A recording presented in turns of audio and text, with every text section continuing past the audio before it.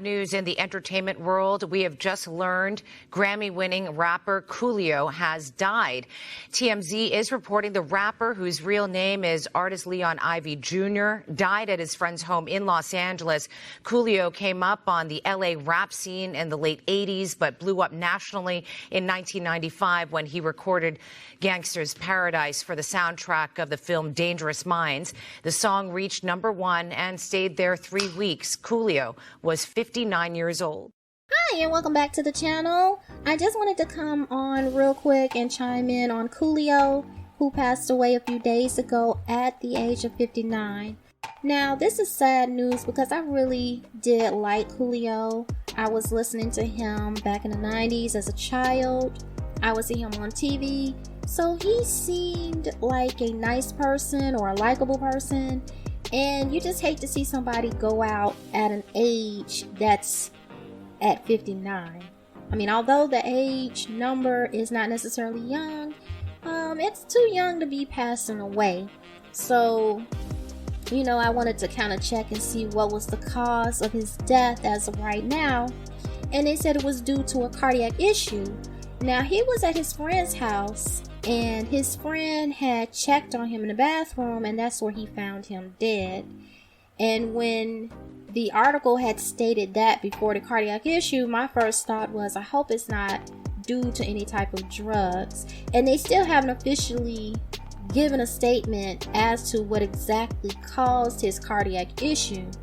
But I don't want to put that on him, because it is unfair. Even though he is an entertainer, a celebrity, you often want to associate that with the different vices, which is drugs, which is alcohol, and anything else along those lines. However, it just may have been something pertaining to his heart. He could have had a heart condition that we just didn't know of. So after I check into that, I see other stuff about Coolio speaking out against the industry or exposing the industry or breaking the blood oath. And my immediate thought was, okay, when was all of this? Because I haven't seen Coolio in a while. Like, you haven't seen him doing things unless you really keeping up or following with him on social media. You're not really seeing that. So I was interested in finding out as to what did he actually say.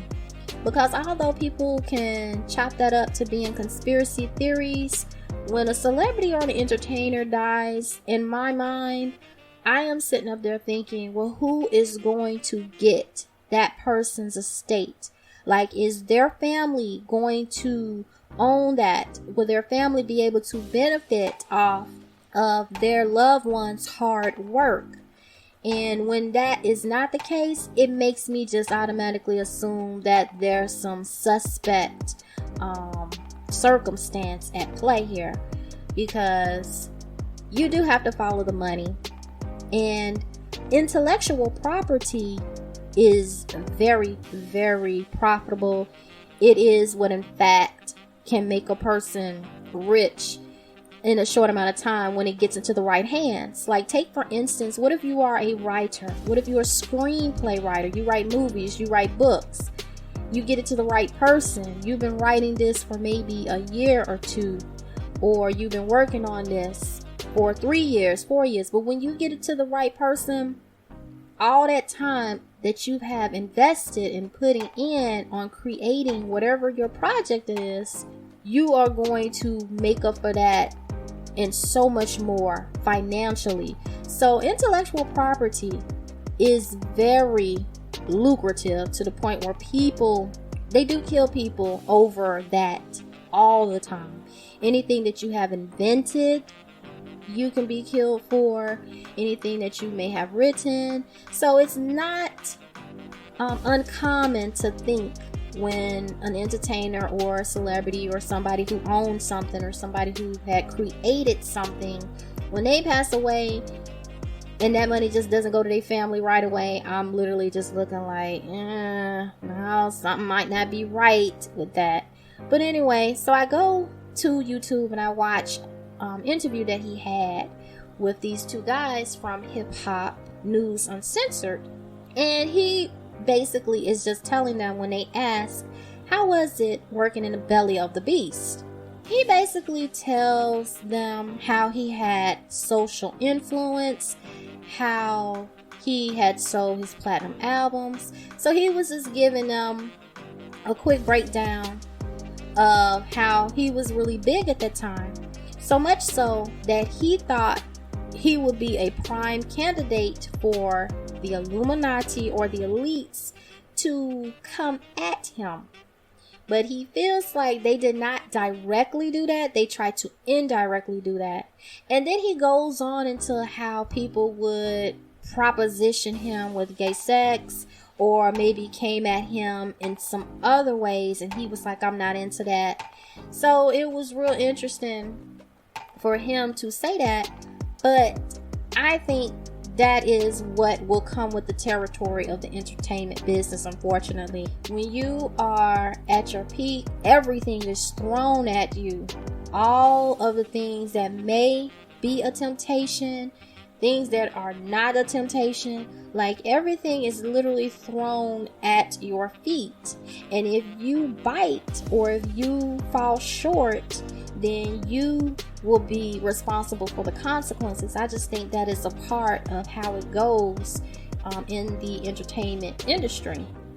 Now, it's really sad because people who are possibly naive to that, all a creator is just thinking, or a person who has a lot of talent, for the most part, they're thinking, I just want to get this out. Like if you're really passionate about something, you just want to be able to get it out and express it. And you want to be able to get paid to do what you love to do. It's like the best job ever. It really is. So if you coming in without the business aspect of things, you are more than likely going to be taken advantage of. And it goes into a lot of things that can be very degrading. So I think he might have been speaking out as far as what those degrading things are. He said that he had to pull back from saying things like that when his son had caught a case and had to go do some time. Now, he wasn't specific as far as whether or not it was jail or prison, but he felt like this was a first offense. He should not have done maybe any time. Maybe it should have been probation or something. So he felt like once he stopped, and he did say this, once he stopped talking so much, that messages he was receiving stopped and that he wasn't targeted. And that's just like, man, you can't even enjoy your journey on the way up, especially if you had came through hard times, and all of the predators, all of the pedophiles, all of the crazy people, all of the people who would lie on you, accuse you, steal from you, are trying to come at you just because they feel that either they know you, used to know you, or think that you have a lot of money or a lot of influence that can be shared with them. So there's a lot of entitled people, and that is probably, or one of the many things I should say, bad about getting into that business. However, it shouldn't stop anyone from trying to do what they love. So I hope his family does get his estate, and I hope that nothing nefarious was at play. He just had some type of heart condition, and that was that. So if you know anything, or if you have any information that you read about Coolio's situation so far, feel free to share. And also, while you are sharing, don't forget to like and subscribe. And I'm gonna go ahead and leave you with Coolio giving a tribute to DMX when he had passed away. And this is from Coolio's Instagram, so you can check this video out if you would like on his Instagram. But he paid tribute to DMX, and I feel like Coolio's own words is a good way of him not only paying tribute to himself, but to just actually listen to what he was saying. So thanks a lot for taking the time to check this video out, and we're gonna say rest in paradise to Coolio. Until next time. Okay, go. Sure, by now y'all heard about what's happening with DMX, and no, it's not good. So, you know, that was my homie. And, you know, we didn't get to kick it as much as I would have liked. You know, we only got kicked it like a handful of times so far. But I was looking forward to, you know, hanging out with him again sometime. You know, that's good people, man. I like this aura, this vibe. You know what I mean? So, you know, y'all pray for him. You know, I'm not even sure how much prayer works, but man, whatever. Try anything when it comes to times like this. You know, everybody want to turn to God. And I already know that no matter what happens, you know, motherfuckers gonna be trying to come with the jokes. The little comedians gonna be coming with the jokes, and you know, people gonna be making their judgments. So I'm gonna do something that D would do. This is what he would do. He would read y'all some verses, Bible verses. So since he can't do it, I'm gonna do it for him. Do not judge, or you too will be judged. For in the same way you judge others, you will be judged. And with the measure you use, there will be measured to you. That's Matthew 7, chapter, verse 1 and 2. And here's 7, verse 3 through 5. Why do you look at the speck of sawdust in your brother's eye and pay no attention to the plank in your own eye? How can you say to your brother, let me take the speck out of your eye, when all the time there's a plank in your own eye? You hypocrite, you heathen. First take the plank out of your own eye, and then you will see clearly to remove the speck from your brother's eye. Do not judge. This is Luke. This is Luke 6:37. Do not judge, and you will not be judged. Do not condemn, and you will not be condemned. Forgive, and you will be forgiven. That's why my brother get